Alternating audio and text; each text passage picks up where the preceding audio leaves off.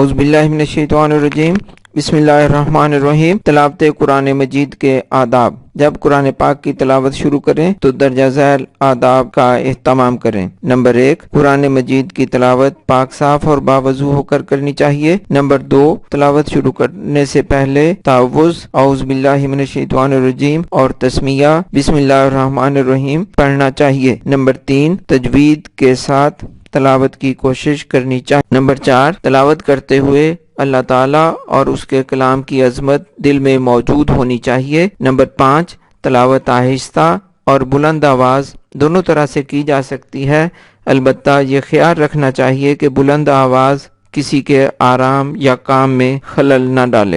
Number 6، سجدہ تلاوت والی آیات پر سجدہ کرنا چاہیے۔ نمبر 7، جب قرآن مجید کی تلاوت کی جا رہی ہو تو اسے خاموشی اور توجہ سے سننا چاہیے۔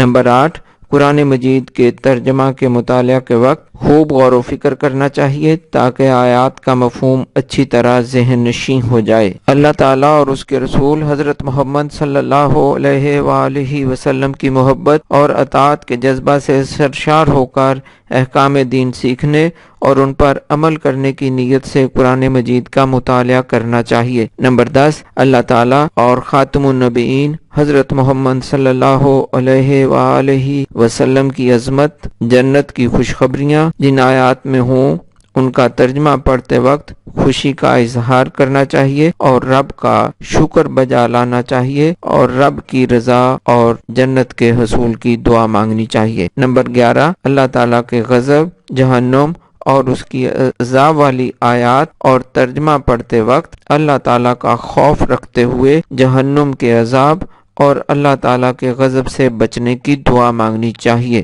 نمبر 12، تلاوت کے آخر میں اپنے والدین، اساتذہ کرام، مرحومین اور پوری امت مسلمہ کے لیے سلامتی، بھلائی اور مغفرت کی دعا مانگنی چاہیے۔ اللہ تعالیٰ ہم سب کو عمل کی توفیق عطا فرمائے، آمین۔